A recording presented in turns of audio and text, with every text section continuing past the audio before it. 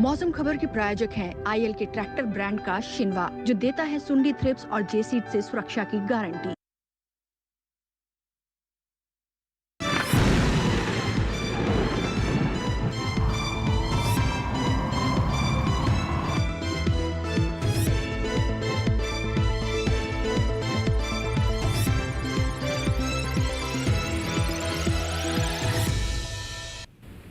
नमस्कार, स्वागत है आपका मौसम खबर में। मैं हूं अंजू सिंह। मौसम खबर में जानेंगे अगले 24 से 48 घंटों में कैसा रहेगा मौसम का हाल, कहां होगी बारिश, कहां चलेंगी तेज हवाएं, तापमान की स्थिति क्या रहेगी। लेकिन शुरुआत करते हैं मौसम से जुड़ी 5 बड़ी खबरों के साथ। जैसा कि आप जानते हैं 5 बड़ी खबरें हम आपको सबसे पहले बताते हैं। तो इसमें सबसे पहले आपको ओडिशा के बारे में बताएं, जहाँ पर कुछ जगह भारी बारिश होने की संभावना बनती नजर आ रही है। ऐसी आशंकाएं दिखाई दे रही है, इसलिए ऑरेंज अलर्ट यहाँ जारी किया गया है। अगर हम छत्तीसगढ़ की बात करें तो कहीं कहीं यहाँ भी जोरदार बारिश हो सकती है, मूसलाधार बारिश यहाँ भी कहीं कहीं होने की संभावना बनती नजर आ रही है। वहीं सौराष्ट्र और कच्छ की बात करें तो यहाँ भी कुछ एक जगह पर मूसलाधार बारिश हो सकती है, यानी काफी तेज बारिश हो सकती है। आगे महाराष्ट्र के बारे में जानकारी दे दें तो तटीय इलाकों में यहाँ पर भी तेज हवाएं चलेंगी। मौसम से जुड़ी 5 बड़ी खबरों में गुजरात से बड़ी खबर है, जहाँ पर तटों पर तेज हवाएं चलने का अनुमान जाहिर किया जा रहा है। तो ये थी मौसम से जुड़ी 5 बड़ी खबरें। और आइए आपको बताते हैं कैसे सौराष्ट्र और कच्छ के आसपास एक डीप डिप्रेशन बन रहा है, जिसके चलते वहां पर काफ़ी तेज़ हवाएं चल रही हैं। मौसम विभाग की तरफ से इसको लेकर क्या जानकारी सामने आई है, आइए जानते हैं इस रिपोर्ट में। मौसम विभाग के मुताबिक कच्छ के ऊपर और सौराष्ट्र के पास के इलाकों में गहरा अवसाद या डीप डिप्रेशन बन रहा है, जिसके चलते दक्षिणी गुजरात तथा सौराष्ट्र और कच्छ में 45 से 55 किलोमीटर प्रति घंटे की गति से तूफानी हवाएं चलने का अनुमान है। हवा की गति बढ़कर 65 किलोमीटर प्रति घंटे तक पहुंच सकती है। दक्षिणी गुजरात के आंतरिक हिस्सों में और तटों पर भी इसी तरह की तेज हवाओं के आसार हैं। 31 अगस्त को उत्तरी महाराष्ट्र के तटों पर 40 से 50 किलोमीटर प्रति घंटे की रफ्तार से तेज हवाएं चलने का अंदेशा है। यहां वायु की गति बढ़कर 60 किलोमीटर प्रति घंटा तक पहुंच सकती है। कम दबाव के क्षेत्र की बात करें तो पश्चिमी मध्य और बंगाल की उत्तरी पश्चिमी खाड़ी से सटे इलाकों में कम दबाव का क्षेत्र बना हुआ है। उत्तरी आंध्र प्रदेश और दक्षिणी ओडिशा में भी कम दबाव के क्षेत्र का असर दिख रहा है, जो कि उत्तर पश्चिमी वार्ड की तरफ बढ़ सकता है, जिसके चलते अगले 24 से 48 घंटों में गुजरात और महाराष्ट्र के तटीय इलाकों में 35 से लेकर 55 किलोमीटर प्रति घंटे तक की गति से हवाएं चलने का अनुमान है। आंध्र प्रदेश और ओडिशा के तटों पर 55 से 65 किलोमीटर प्रति घंटे की गति से हवाएं चलेंगी। अगले 2 दिन गुजरात, महाराष्ट्र, आंध्र प्रदेश और ओडिशा के तटीय इलाकों में मछुआरों को समुद्र में नहीं जाने की सलाह दी जाती है। तो भी आपने मौसम विभाग की तरफ से रिपोर्ट जो जारी की गई है उस पर ये जानकारी हासिल की। और यहाँ पर ये भी बता दें कि काफ़ी तेज़ हवाएं चलने वाली हैं, तो समुद्र से दूर रहें। खासतौर पर मछुआरों को यहाँ बताया गया है कि वो समुद्र के अंदर ना जाएं। फिलहाल अब बढ़ते हैं आगे और अपनी AI एंकर भूमि का रुख करते हैं, जो कि हमें मौसम अलर्ट के बारे में जानकारी देने वाली हैं।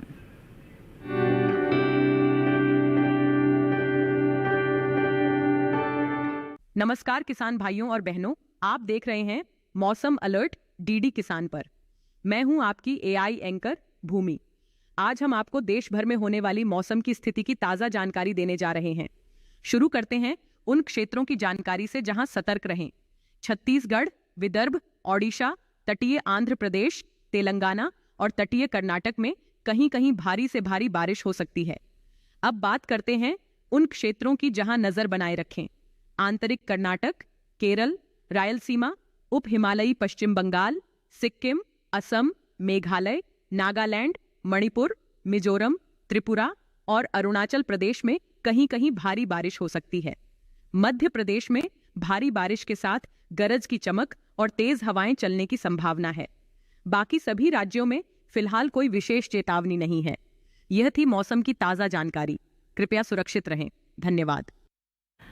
तो ये थी हमारी AI एंकर भूमि, जिन्होंने आपको मौसम अलर्ट के बारे में जानकारी दी। तो आप उनकी सलाह का पूरा ध्यान रखें और सुरक्षित रहें।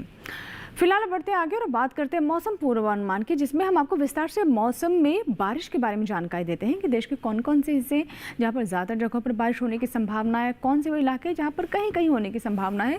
तो आइए सबसे पहले आपको जम्मू कश्मीर लद्दाख के बारे में बता दें, जहाँ पर कई जगह बारिश हो सकती है, लेकिन हिमाचल प्रदेश, पंजाब, हरियाणा, दिल्ली, उत्तर प्रदेश, उत्तराखंड में कहीं कहीं बारिश होने की फिलहाल संभावना बनती नजर आ रही है।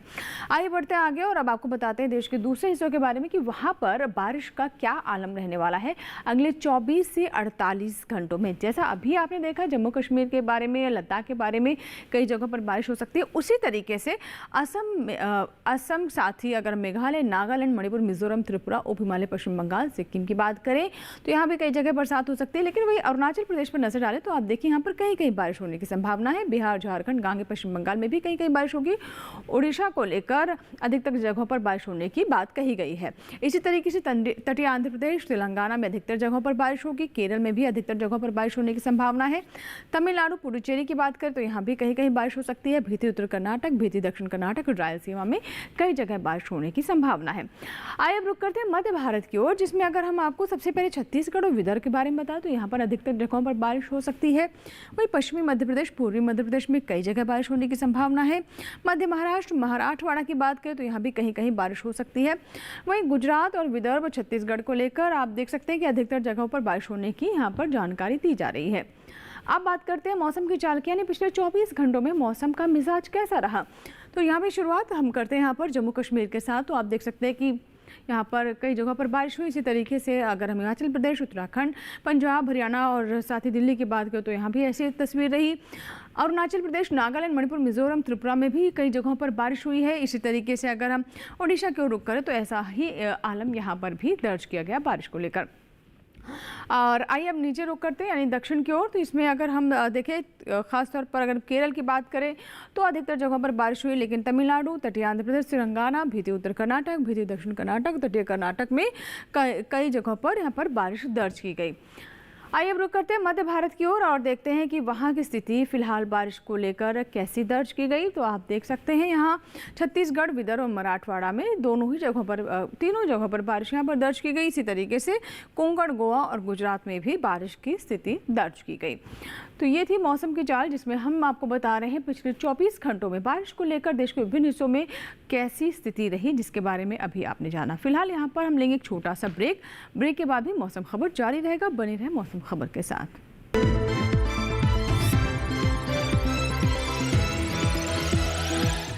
तुझे तगड़ा इंसेंटिव मिला है। क्या प्लान है? सोच रहा हूँ गवर्नमेंट सिक्योरिटीज में इन्वेस्ट करूं। बिल्कुल सही सोच रहे हैं आप। अब गवर्नमेंट सिक्योरिटीज में इन्वेस्ट करना आसान हो गया है। पर कैसे? आरबीआई रिटेल डायरेक्ट स्कीम में बिना ब्रोकर के आप इन्वेस्ट कर सकते हैं और आपको आपकी पूंजी पर मिलेगी रिटर्न्स।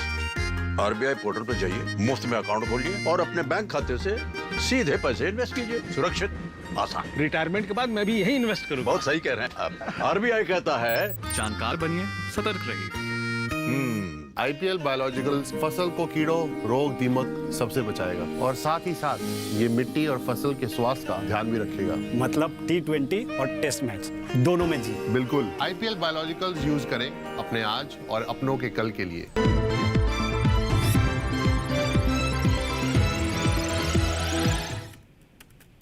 ब्रेक के बाद एक बार फिर आपका स्वागत है। आप देख रहे हैं मौसम खबर और मौसम खबर के इस भाग में जैसे कि आप जानते हैं कि हम बात करते हैं तापमान के हाल की, यानी कहाँ तापमान सामान्य से ऊपर गया, कहाँ नीचे लुढ़का। अधिकतम और न्यूनतम तापमान दोनों के बारे में हम आपको बारी बारी जानकारी देते हैं। तापमान के हाल में हम शुरुआत करते हैं अधिकतम तापमान के साथ। तो आप देख सकते हैं यहाँ पर झारखंड, बिहार और साथ ही अगर हम नज़र डालें पूर्वी उत्तर प्रदेश पर तो यहाँ पर भी देख सकते हैं कि जो तापमान है वो सामान्य से 1 से 3 डिग्री सेल्सियस ज़्यादा दर्ज किया गया, यानी अधिकतम तापमान में इजाफा 1 से 3 डिग्री सेल्सियस अधिक रही है। इसी तरीके से अगर हम असम, मेघालय, उप हिमालय, पश्चिम बंगाल और सिक्किम साथ ही गांगे पश्चिम बंगाल की बात करें तो यहाँ भी तापमान 3 से 5 डिग्री सेल्सियस तापमान सामान्य से ज़्यादा रहा है। अधिकतम तापमान की बात करें हम दक्षिण में आप देख सकते हैं केरल, तमिलनाडु, पुडुचेरी और तेलंगाना में 1 से 3 डिग्री सेल्सियस जो अधिकतम तापमान है सामान्य से ऊपर दर्ज किया गया है, ज़्यादा दर्ज किया गया है।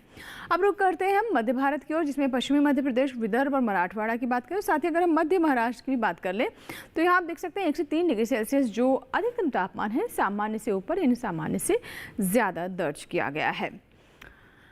पूर्वी मध्य प्रदेश की बात करें तो यहाँ भी तापमान में इजाफा रहा है और ये इजाफा 3 से 5 डिग्री सेल्सियस दर्ज किया गया। अधिकतम तापमान में 3 से 5 डिग्री सेल्सियस तापमान ज़्यादा दर्ज किया गया है। दक्षिण पर नज़र डालें तो आप देख सकते हैं कि तमिलनाडु के मदुरई में 38.2 डिग्री सेल्सियस सबसे अधिक तापमान दर्ज किया गया है।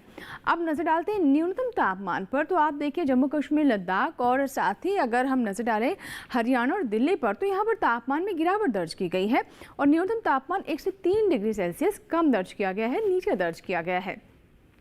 तो देश के विभिन्न हिस्सों में अब न्यूनतम तापमान की बात करते हैं। पूर्वी राजस्थान, पश्चिमी उत्तर प्रदेश, हिमाचल प्रदेश और पूर्वी उत्तर प्रदेश की बात करें तो यहाँ देख रहे हैं कि हालांकि तापमान में इजाफा हुआ है और ये इजाफा 1 से 3 डिग्री सेल्सियस दर्ज किया गया है, यानी न्यूनतम तापमान में 1 से 3 डिग्री सेल्सियस तापमान अधिक रहा है। असम मेघालय की बात कर लेते हैं तो 1 से 3 डिग्री सेल्सियस यहाँ भी जो न्यूनतम तापमान है सामान्य से ज़्यादा दर्ज किया गया है। और इसी तरीके से आप देखिए तमिलनाडु और तटीय आंध्र प्रदेश के बारे में, तो यहाँ पर भी जो स्थिति है 1 से 3 डिग्री सेल्सियस कम रहने की ही दर्ज की गई है। अब नज़र डालते हैं विदर्भ और पूर्वी मध्य प्रदेश और साथ ही अगर हम कोंकण गोवा की बात करें तो आप देख सकते हैं कि यहाँ पर न्यूनतम तापमान 1 से 3 डिग्री सेल्सियस ज़्यादा दर्ज किया गया है, यानी सामान्य से यहाँ पर 1 से 3 डिग्री सेल्सियस तापमान ऊपर रहा है। और अगर हम बात करें कि सबसे कम तापमान कहाँ रहा है तो आप देख सकते हैं वलसाड़ में 18.8 डिग्री सेल्सियस तापमान यहाँ पर दर्ज किया गया है। तो ये तो बात हुई तापमान के हाल की, जिसमें हमने आपको अधिकतम और न्यूनतम तापमान के बारे में पूरी जानकारी दी, कहाँ सामान्य से ऊपर है, कहाँ नीचे लुढ़का। आइए एक बार फिर से चलते हैं हमारे AI एंकर के पास और उससे हम जानेंगे कि एयर क्वालिटी इंडेक्स की स्थिति क्या है। उससे पहले हम आपको जानकारी दे दें कि देश के विभिन्न हिस्सों में अधिकतम और न्यूनतम तापमान की स्थिति क्या है। आइए डालते उस पर नजर।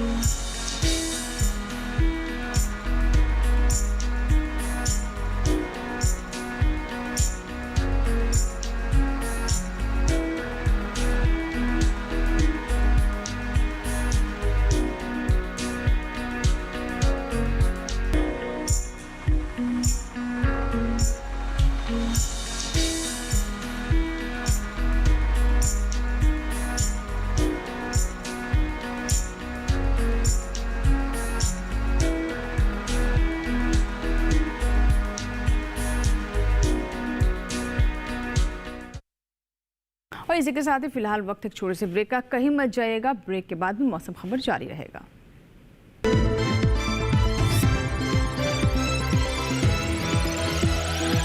बैंक है तो घर पे पैसे रखने का रिस्क क्यों लेना? सुनो भैया, फफूंदी नाशक दो जिससे धान चकाचक हो जाए। जब लास्ट रशीद लाइट को करना हो पस्त तो कोई भी फफूंदी नाशक से रिस्क क्यों लेना? IIL के ट्रैक्टर ब्रांड का इजुकी है तो रिस्क क्यों लेना? किस फसल की क्या है चाल, किस मंडी का क्या है हाल, उतरते चढ़ते भाव का असर, आयात निर्यात का क्या है असर, कैसा रहेगा आगे बाजार, बताएंगे मंडियों के जानकार। देखिए मंडी खबर सोमवार से शनिवार शाम 5 बजे सिर्फ दूरदर्शन किसान चैनल पर। IPL बायोलॉजिकल्स फसल को कीड़ों, रोग, दीमक सबसे बचाएगा और साथ ही साथ ये मिट्टी और फसल के स्वास्थ्य का ध्यान भी रखेगा। मतलब T20 और टेस्ट मैच दोनों में जी। बिल्कुल, IPL बायोलॉजिकल्स यूज करें अपने आज और अपनों के कल के लिए।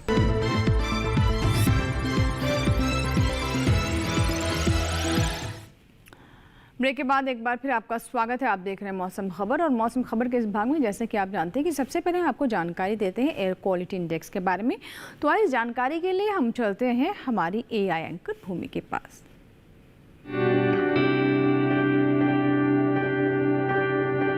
अब बढ़ते हैं आगे और जानते हैं कि देश के अलग अलग शहरों में वायु की गुणवत्ता का हाल। सबसे पहले बात देश की राजधानी दिल्ली की। यहाँ वायु गुणवत्ता सूचकांक 168 दर्ज किया गया, जो कि संतोषजनक श्रेणी में आता है। वहीं पुणे में वायु गुणवत्ता सूचकांक 38 दर्ज हुआ, जो कि बहुत अच्छी श्रेणी में है। मुंबई की बात करें तो यहाँ की वायु गुणवत्ता भी बहुत अच्छी रही, यहाँ भी सूचकांक 38 दर्ज हुआ। कोलकाता में वायु गुणवत्ता सूचकांक 73 दर्ज किया गया, जो कि अच्छी श्रेणी में माना जाता है। बेंगलुरु में वायु गुणवत्ता सूचकांक 32 दर्ज किया गया, जो बहुत अच्छी श्रेणी में है। लखनऊ में वायु की गुणवत्ता संतोषजनक रही, यहाँ वायु गुणवत्ता सूचकांक 129 दर्ज हुआ। पटना की बात करें तो यहाँ की वायु गुणवत्ता सूचकांक 186 दर्ज किया गया, जो कि संतोषजनक श्रेणी में है। उधर हैदराबाद में वायु गुणवत्ता सूचकांक 47 दर्ज हुआ, जो कि बहुत अच्छी श्रेणी में मानी जाती है। अहमदाबाद में वायु की गुणवत्ता अच्छी रही, यहाँ वायु गुणवत्ता सूचकांक 54 दर्ज किया गया। कृपया अपनी सेहत का ध्यान रखें। हम फिर मिलेंगे, तब तक के लिए नमस्कार। हमें अभी जानकारी थी एयर क्वालिटी इंडेक्स के बारे में। और आइए बढ़ते हैं आगे और अब बात करते हैं पर्यटक पूर्वानुमान की, यानी जो देश के लोकप्रिय पर्यटक स्थल हैं वहाँ पर अगले 4 दिनों में मौसम का मिजाज कैसा रहने वाला है। तो पर्यटन पूर्वानुमान पर आए सिलसिलेवार तरीके से हम नजर डालते हैं। सबसे पहले जम्मू कश्मीर के गुलमर्ग के बारे में आपको बताएं तो आप देख सकते हैं कि शनिवार को यहाँ पर धूप रहेगी, बादल भी छाए रहेंगे, यानी हो सकता है थोड़े बहुत यहाँ पर बारिश ज़रूर हो। लेकिन रविवार को बारिश की कोई संभावना नजर नहीं आ रही है और यहाँ पर काफ़ी चटक धूप रह सकती है। तापमान 18 डिग्री सेल्सियस हो जाएगा 17 से। सोमवार को और मंगलवार को हालांकि यहाँ पर बारिश की पूरी संभावना नजर आ रही है। मंगलवार को तापमान में भी गिरावट दर्ज किया जाएगा, न्यूनतम तापमान 8 से 9 डिग्री सेल्सियस के बीच में।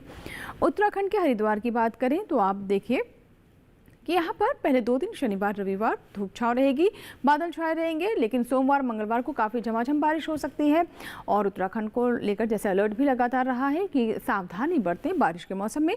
अधिकतम तापमान 35 से 36 डिग्री सेल्सियस, यानी पहले 2 दिन यहाँ पर 36 डिग्री सेल्सियस तापमान है, सोमवार मंगलवार को 35 डिग्री सेल्सियस। आगे अब आपको बताते हैं पंजाब के अमृतसर के बारे में। तो आप देख सकते हैं कि अमृतसर में चारों ही दिन बादल छाए रहेंगे, धूप भी खिलती रहेगी। अधिकतम तापमान यहाँ पहले 2 दिन 34 डिग्री सेल्सियस, उसके बाद 35 डिग्री सेल्सियस दर्ज किया जाएगा। न्यूनतम तापमान आप देख रहे हैं कि 24 से 27 डिग्री सेल्सियस के बीच रहेगा, यानी न्यूनतम तापमान में काफ़ी उतार चढ़ाव अगले 4 दिनों में अमृतसर में दर्ज किया जा सकता है। पंजाब के अमृतसर के बारे में हम आपको जानकारी दे रहे हैं अगले 4 दिनों में यहाँ पर कैसा रहेगा मौसम का हाल। इसी तरीके से हरियाणा के कुरुक्षेत्र की बात करें तो आप देख सकते हैं कि चारों ही दिन यहाँ पर धूप छांव रहेगी, बादल रहेंगे, यानी कभी कभी हो सकता है थोड़ी बहुत बारिश ज़रूर हो, लेकिन बहुत ज़्यादा झमाझम बारिश होने की संभावना फिलहाल होती नजर नहीं आ रही है। अधिकतम तापमान शनिवार को 34 डिग्री सेल्सियस, उसके बाद 1 डिग्री के इजाफे के बाद तापमान 35 डिग्री सेल्सियस अगले 3 दिनों में दर्ज किया जाएगा। न्यूनतम तापमान ये 26 डिग्री सेल्सियस आप देख रहे हैं। और आइए अब नजर डालते हैं उत्तर प्रदेश के वाराणसी पर, यानी शिव की नगरी। आप देख सकते हैं काशी में अगले 4 दिनों में मौसम का हाल कैसा रहने वाला है। शनिवार को यहाँ पर बारिश हो सकती है, रविवार सोमवार और मंगलवार को धूप छांव रहेगी। अधिकतम तापमान 36 से 37 डिग्री सेल्सियस, न्यूनतम तापमान 26 डिग्री सेल्सियस, यानी न्यूनतम तापमान में कोई उतार चढ़ाव नहीं है, लेकिन अधिकतम तापमान आप देख रहे हैं कि 36 से 37 डिग्री सेल्सियस हो सकता है। लेकिन पहले 2 दिन यहाँ पर बारिश भी है। ओडिशा की बात करें तो पुरी में आप देखिए क्या स्थिति रहेगी। शनिवार को काफ़ी बारिश होने की संभावना है, जैसा कि हमने डीप डिप्रेशन के बारे में बताया था, तो उसका प्रभाव ओडिशा के तटीय इलाकों पर भी है और यहाँ भी सावधान रहने की आवश्यकता है, क्योंकि शनिवार को तेज़ हवाओं के साथ बारिश हो सकती है। रविवार सोमवार और मंगलवार की बात करें तो बादल छाए रहेंगे और तेज़ हवाओं का सिलसिला जारी रहेगा, इसीलिए सावधान रहें, तटीय इलाकों में आप ना जाएं। अब बात करते हैं सिक्किम के गंगटॉक की। तो आप देख सकते हैं कि यहाँ शनिवार को गरज चमक के साथ बौछारें पड़ सकती है, लेकिन रविवार सोमवार मंगलवार को अच्छी बारिश हो सकती है, काफ़ी ज़्यादा बारिश होने की संभावना है। तापमान देखिए यहाँ पर, जहाँ सिर्फ रविवार को 22 डिग्री सेल्सियस तापमान दर्ज किया जाएगा, अन्य 3 दिनों में अधिकतम तापमान 23 डिग्री सेल्सियस और न्यूनतम तापमान 18 डिग्री सेल्सियस पर ही कांस्टेंट रहेगा, यानी इसमें कोई ऊपर नीचे होने की फिलहाल संभावना नहीं है। केरल के कोट्टयम की बात करें तो आप देखिए केरल में लगातार बारिश हो रही है और यहाँ पर हमने आपको बताया था कि अधिकतर जगहों पर बारिश होने की संभावना है और यहाँ पर ज़्यादा सावधान रहने की आवश्यकता है। अधिकतम तापमान 33 डिग्री सेल्सियस तीनों दिन रहेगा, न्यूनतम तापमान 25 डिग्री सेल्सियस ये भी चारों दिन दर्ज किया जाएगा और अधिकतम तापमान भी 33 डिग्री सेल्सियस चारों दिन दर्ज किया जाएगा। काफ़ी ज़्यादा बारिश होने की संभावना अभी भी यहाँ पर बनी हुई है। लेकिन अगर हम तमिलनाडु के कोयम्बटूर की बात करें तो आप देख सकते हैं कि अगले 4 दिनों में यहाँ पर भी काफ़ी ज़्यादा बारिश है। अधिकतम तापमान शनिवार को 32 डिग्री सेल्सियस, रविवार सोमवार को आप देख सकते हैं 33 डिग्री सेल्सियस, मंगलवार को 34 डिग्री सेल्सियस यहाँ पर तापमान रह सकता है। न्यूनतम तापमान आप देखिए कि पहले 3 दिन 23 डिग्री सेल्सियस है, लेकिन उसके बाद ये 24 डिग्री सेल्सियस हो सकता है, यानी 1 डिग्री सेल्सियस से तापमान ज़्यादा हो सकता है। अब बात करते हैं राजस्थान के माउंट आबू की। तो आप देख सकते हैं चारों ही दिन काफ़ी ज़्यादा बारिश है राजस्थान में भी। अधिकतम तापमान 24 डिग्री सेल्सियस रहेगा, न्यूनतम तापमान 19 डिग्री सेल्सियस। मौसम काफ़ी यहाँ पर खुशनुमा है, तापमान भी बहुत ज़्यादा नहीं है। बारिश हालांकि काफ़ी ज़्यादा हो रही है, तो फिलहाल बारिश को लेकर सावधान रहने की यहाँ भी आवश्यकता है अगर आप किसी भी तरह की योजना बना रहे हैं। तो ये तो बात है पर्यटक स्थलों के मौसम पूर्वानुमान की। आइए बढ़ते आगे और कार्यक्रम में हम जानते हैं खेती किसानी के बारे में, जिसमें हम आपको बताते हैं कि देश के विभिन्न हिस्सों में वहाँ पर उगाई जाने वाली फसलों को देखते हुए, वहाँ के मौसम के मिजाज को केंद्र में रखते हुए कौन से कृषि क्रियाएं हैं जिसका ध्यान रखना आवश्यक है, और इसमें हमारी मदद करते हैं हमारे कृषि वैज्ञानिक। तो आइए चलते हैं हमारे AI एंकर कृष के पास और देखते हैं क्या जानकारियाँ वो लेकर आए हैं आपके लिए।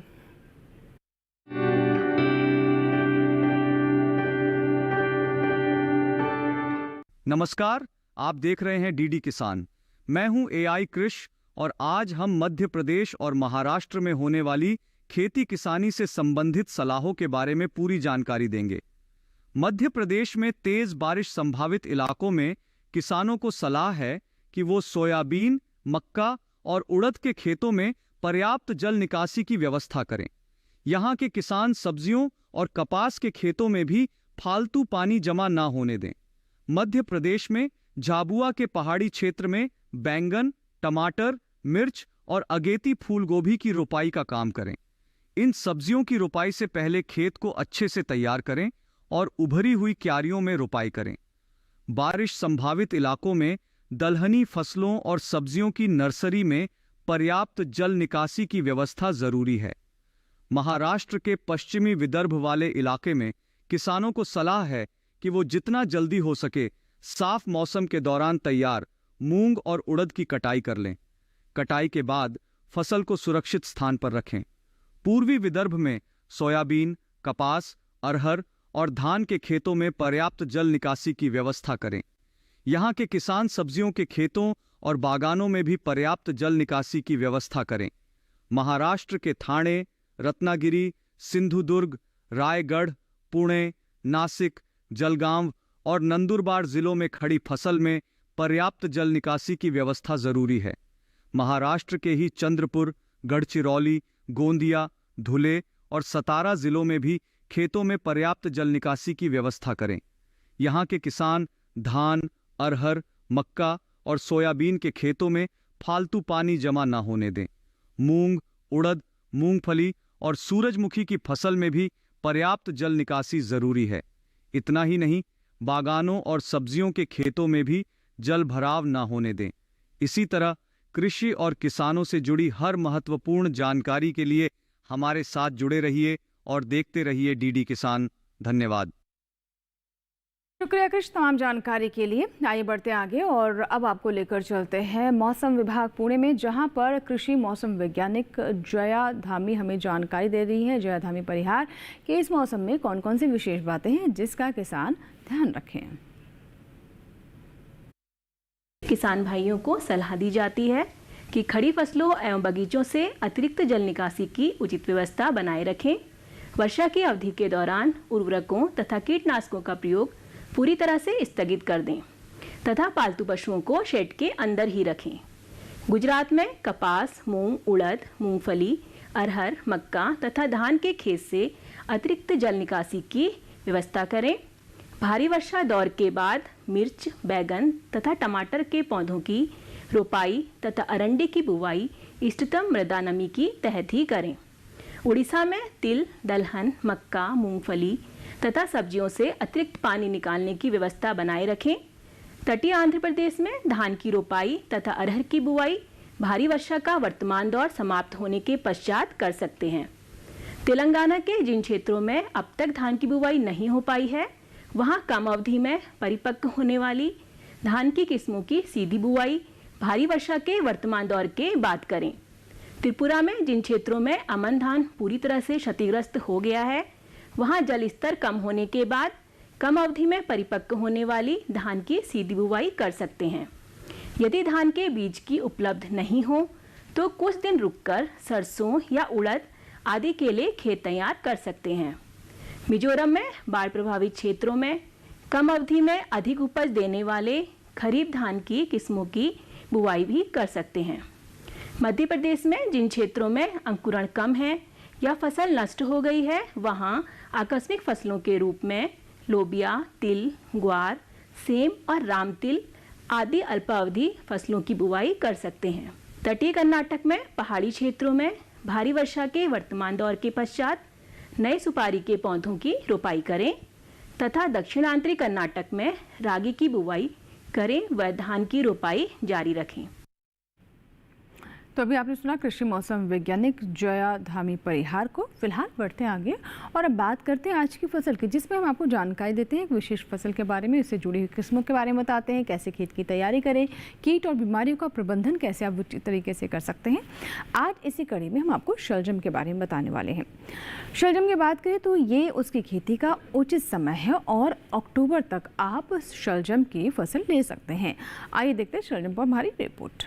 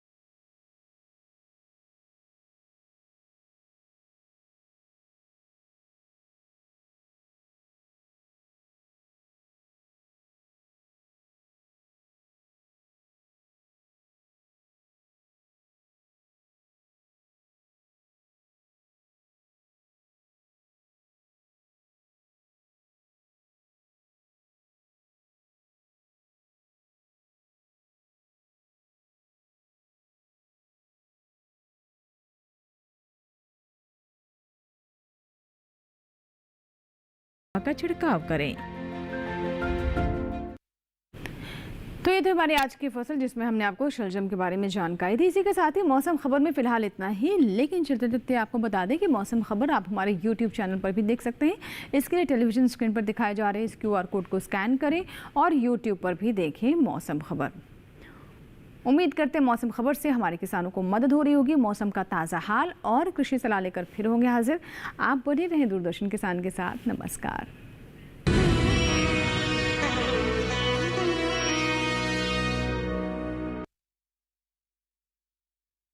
मौसम खबर के प्रायोजक थे आईएल के ट्रैक्टर ब्रांड का शिनवा, जो देता है सुंडी थ्रिप्स और जेसीड से सुरक्षा की गारंटी।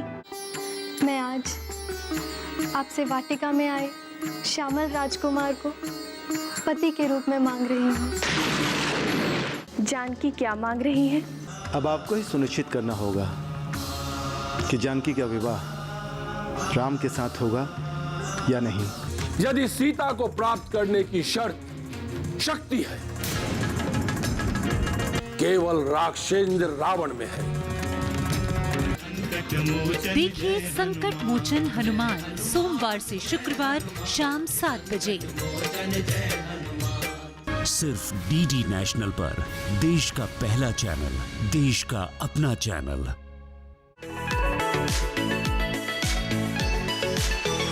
कृषि स्टार्टअप के सफर में आज हम आपको लेकर जा रहे हैं दिल्ली के अलीपुर में। मेरा पैशन था कि प्लांट्स का काम वो करना है, तो उसका धीरे नर्सरी में जाने का स्टार्ट किया। पेड़ लगाओ, धरती बचाओ।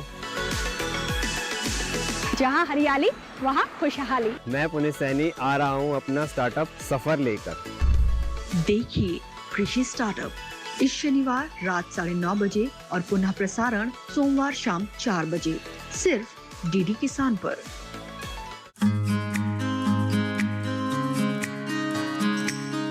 छोटे छोटे कदम एक बड़ी कामयाबी, कुछ कर गुजरने की चाहत, प्रकृति को बचाने की जिद, छत पर बागवानी की खास सीरीज कम्युनिटी गार्डनिंग 13 जुलाई से 31 अगस्त शनिवार सुबह 9 बजे दूरदर्शन किसान चैनल पर।